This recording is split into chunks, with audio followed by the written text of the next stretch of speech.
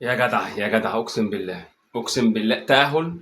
يستحقوا اللعيبه، يستحقوا اللعيبه، لعيبه رجاله رجاله رجاله. منتخبنا الوطني يتأهل لاول مره دور 32 ثم دور ال 16 على حساب استراليا لملاقاة تقريبا الارجنتين، اللي هتكون مباراه صعبه جدا. حسام حسن يتألق غصب عني وعنك وعن اي حد، اي خدمه ديشه. تمام كده مرضي يا ابويا؟ حسام حسن وفنيات حسام حسن. هنتكلم بشكل شخصي على حسام حسن عشان ده اللي عليه جدل الفترة اللي فاتت. هو فنياته ايه، روحه ايه، جايب لك كل التفاصيل. تعالى نصلي على النبي بسم الله. شوف التشكيل مبدئيا يعني تقريبا هو اللي يعني اللي لعب بيه مباراة بلجيكا. شوبير في حراسة المرمى، اللي نتكلم بما يرضي الله. شوبير عملاق جدا بس في مشكلة صغننة قد كده عنده في العرضيات ومشكلة في ضربات الجزاء، بس نتكلم بما يرضي الله. بس شوبير حارس عملاق وان شاء الله هيتطور يكون احسن من كده. هاني، الناس دايما بتقول لك هاني جاب جون في نفسه تاني ومش عارف ايه وكده. لا، هاني عامل بطوله عالميه من وجهه نظري، عامل بطوله جامده جدا. غلطات عادي كلها بتغلط، وكان ممكن لعيب المهاجم هو اللي يحطها. فالدنيا يعني ايه مش واقفه على هاني يعني. تمام. ياسر ابراهيم الراجل جدا، عامل مباراه على مهاجم سرعاته قد ياسر ابراهيم 6 مرات. برضه لازم نتكلم على ياسر هنا شويه.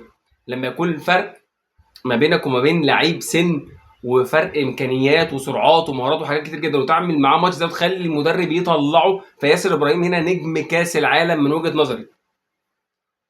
انت شايف اي حد تاني قول، وهنتكلم برضه في تفاصيل كتير، بس انا شايف من وجهه نظري ياسر ابراهيم كلمه السر لمصر في كاس العالم. ورامي ربيعه كان عامل مباراه النهارده ايه. رامي ربيعه طبعا جنب منه كان عامل مباراه جامده برضه النهارده. رامي برضه مقاتل وكان هيجيب كوره كانت هتخلص الدنيا ومفيش بلانتيات وجع دماغ. كريم حافظ اللي انا هنا عندي إيه، تحيه لكريم حافظ. ليه تحيه لكريم حافظ؟ بصوا يا جماعه، انا بحب اللعيب المحترم. يعني ايه اللعيب المحترم؟ يعني كريم حافظ تعب راح جه واقع، مفيش خلاص انا جبت اخري، انا مش قادر العب اكتر من كده. ده لعيب محترم، ده لعيب يحترم. انا عملت اللي عليا، مش قادر اعمل اكتر من كده.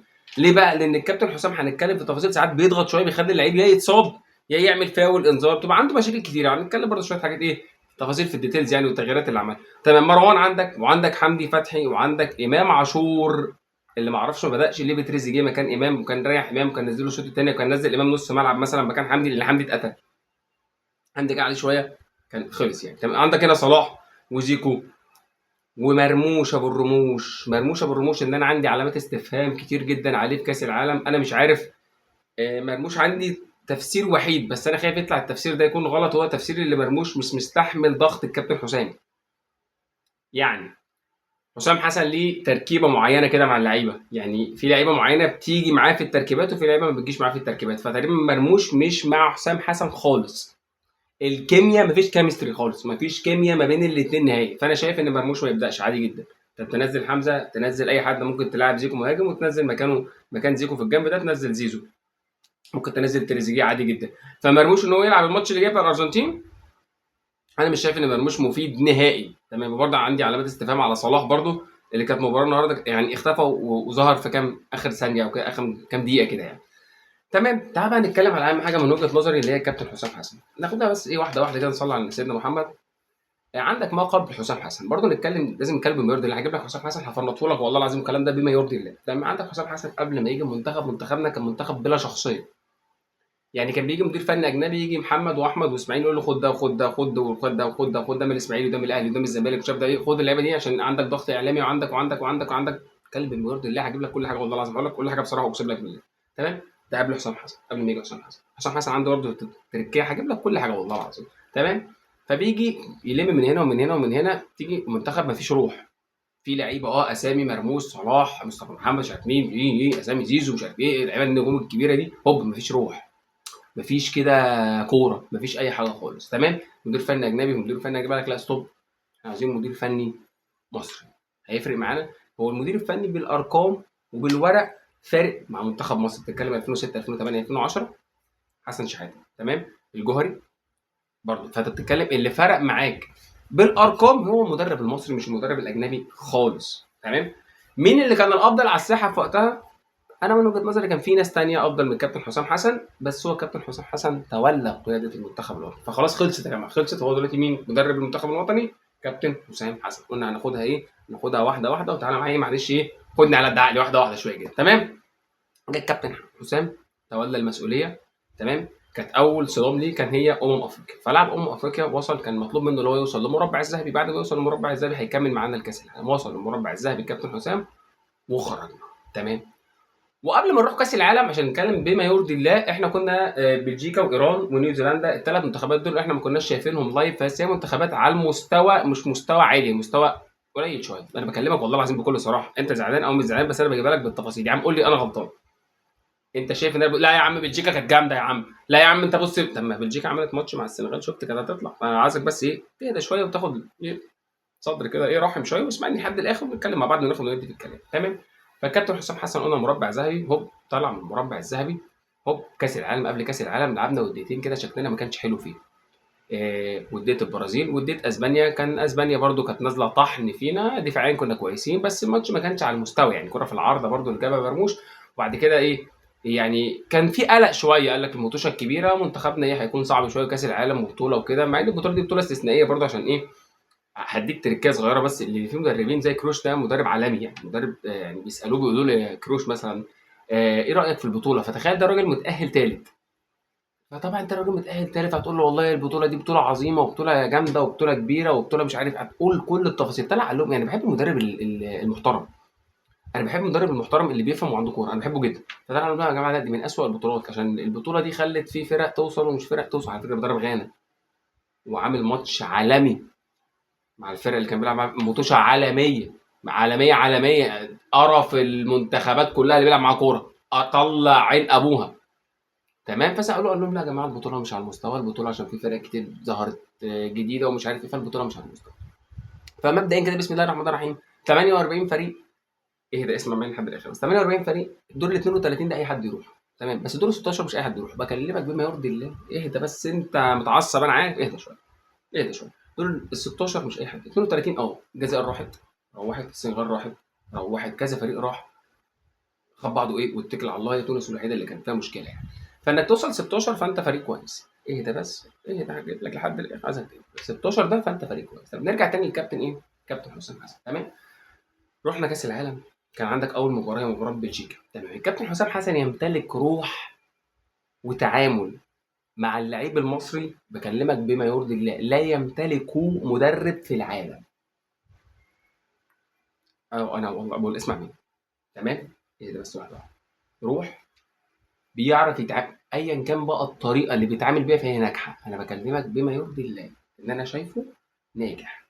اي نعم في لعيبه بيطلع عين ابوها، في لعيبه بتبقى بتموت في الملعب وبتستحمل وبتفرض نفسها، بس ده غلط، ده مش صح على المدى الطويل، ده مش صح. يعني انت عندك مباراه جايه مباراه بالارجنتين صعبه، صعبه جدا. الارجنتين هيكسب كاب فيردي يا جماعه، وش سيبك من الناس بتقول لك كاب فيردي والكلام ده، حماده مفيش منه، اسمع مني يا حماده مفيش الكلام ده. الارجنتين هترن كاب فيردي وهتجيلك بصحه مصححه. تمام. وانت هيبقى عندك اصابات كتير وعندك مشاكل كتير. فالمباراه اللي جايه اتمنى ان هي تكون مباراه مشرفه للكره المصريه ونهايه سعيده. هو وصولك لل 16 هو نهايه سعيده. تمام. بس عاوزها تكون حلوه، يعني ممكن، مش يمكن. عاوز اقول لك انت لو سلكت معاك هتسلك معاك سلكه ايه جميل. مش يمكن ممكن. ليه لا؟ بس على الاقل لو مش ممكن تكون نهايه حلوه كده، نهايه سعيده والدنيا تكون ايه في اللذيذ. فالكابتن حسام حسن زي ما قلنا كجرينتا هو أعظم مدرب في التاريخ يتعامل مع اللعيب المصري. تمام. بما يرضي الله. طب كفنيات، صلى على النبي. أنا وأنت بنتفرج على الماتش، جت الدقيقة 50 جت الدقيقة 50 بتبص كده، هاني وقع قبل الجون، كريم حافظ وقع وطلع، وأنا بحترمه جدا الحركة اللي عملها دي، بحترمه تاني وتالت ورابع. عندك إمام كيرف بتاعه نزل، مروان عطيه كيرفو نزل، حمدي فتحي في لعيبه كتير جدا الكيرف بتاعها نزل. اول ما الكيرف بتاعها نزل فانت اوريدي جه فيك جول.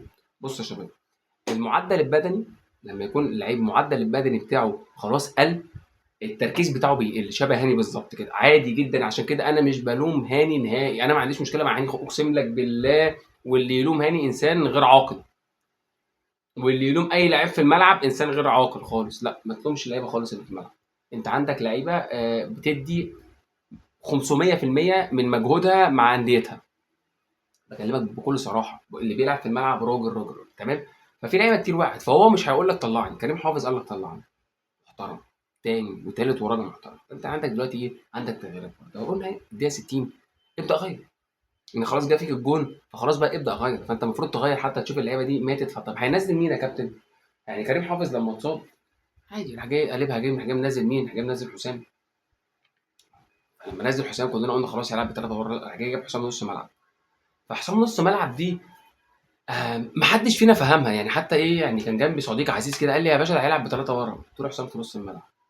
بص كده، لا حسام في نص الملعب، حسام في نص الملعب ازاي؟ تمام، راح جاي منزل تريزيجيه عدلها اللي هو ايه، ظبطها شويه، خلاص بقى خلاها 3-4-3 بقى، خلاص ده الواقع، امر الله مش بمزاجه غصب عنه. فانا حابب ان هيثم حسن ينزل بدري، وحابب ان انا يكون عندي فيجن مباراه زي مباراه الارجنتين. عندي فيجن، عندي رؤيه، عندي ان انا الدقايق اللي جايه دي انا لعبت تعبت فابدا اغيرها. لان انت هتلاعب مستوى كوره غير الفرق الاربعه اللي انت لعبتهم نهائي. نيوزيلندا جت في اخر بعد ده 70 كده ماتت شبهك، ريحت شبهك، قتلت ريحت كده على جنب وماتت شبهك. فانت هتلاعب الارجنتين بطل كاس العالم السابق، بميسي، بلعيبه بتجري، الفريز، بلعيبه بص اللهم صل على سيدنا محمد، صحه مفرطه ما بيتهدوش. فانا اتمنى لو مش يمكن اول حاجه نعملها بسم الله الرحمن الرحيم التغييرات بدري. مش مشكله على فكره، ممكن يلعبها زيزو باك يمين عايز مكان هاني، مش مشكله ننزل هاني وهاني تعب ينزل زيزو باك يمين. طب باك شمال تريزيجيه عملها لما فتوح كان تعبان، تريزيجيه راجع ورا، فتوح طلع قدام عشان فتوح لو غلط غلطته ايه؟ غلطته بجون يعني. فبالنسبه لي انا مرموش ما يلعبش الماتش اللي جاي. عادي جدا ممكن انزل يعني ممكن انزل زيكو واسيب زيكو مهاجم، زيكو في العرضيات بيكون كويس، فممكن اطلع مثلا نخلي مثلا مكان زيكو مثلا يعتبر على البنجة مثلا انزل عندي تريزيجيه تعب تريزيجيه عندي زيزو باك يمين، ممكن اسيبه باك يمين مكان هاني تمام. ولو الدنيا زنقت او لعبه هاف، زيزو اصلا بسم الله ما شاء الله فول باور، وزيزو كبدنيا بسم الله ما شاء الله من اللعيبه الممتازه جدا بدنيا. هو بدنيا يعني ممكن يجري 4 5 ايام ما عندوش مشكله خالص خالص، واللي خلقك ممكن يجري اسبوع ما عندوش مشكله. فتمام، فهنعمل ايه؟ هننزل زيزو، هننزل عندك تريزيجيه ممكن يلعب باك شمال عادي جدا، وممكن ننزل طبعا او يا ريت ننزل حسام عبد المجيد الماتش الجاي ونريح ياسر ابراهيم، خصوصا ان ياسر ابراهيم خلاص كده مات. حلو بدنيا كده الراجل اتقتل، فعشان بس ايه وجع الدماغ وميسي وكده وبتاع، فميسي ممكن يلبسه طرد وممكن يلبسه بلانتي، ان زي ما قلنا يا جماعه البدن لما بيقع بينزل معاه المستوى كله بتاع اللعيب. فياسر لو لعب هيبقى ضرر لينا الماتش اللي جاي. وركز في كلامي كويس، بعشقك بموت في ياسر ابراهيم، راجل وراجل سندال مقاتل، بس انه يلعب الماتش الجاي وبدنيا واقع وقصاد ميسي هيوقعنا احنا. نركز في الكلام ده كويس. طبعا عندك المباراه القادمه هي اهم مباراه، انك تطلع فيها يا مش يمكن يا تطلع فيها تمثيل كويس. انت بتلعب الارجنتين ما اقدرش الومك، بكلمك بمورد الله. فالكابتن حسام حسن الانجاز اللي عمله غصب عني، بتكلم بمورد غصب عني وغصب عن اي حد بينتقده، هو انجاز تاريخي. ما تتكلمش مش بمزاجي والله ولا بمزاجك، عندك مشكله معاه فنيه، عندك مشكله معاه مش عارف ملوخيه، عندك مشكله معاه تقليه، فهو انجاز تاريخي لحسام حسن بتاعه. مش هيتحقق، لو اتحقق كمان 4 سنين مدرب تاني او هو ممكن يكون موجود الله اعلم، هيتجدد له مش هيتجدد له دي حاجه انا ما اعرفهاش يعني. ف غصب عني وعنك شابوه لحسام حسن في تعامله مع اللعيب المصري، بس في الفنيات انا عندي مشكله كبيره معاه، وممكن نتكلم فيها بعد ما البطوله تخلص ان شاء الله، نخش في شويه تفاصيل في الديتيلز.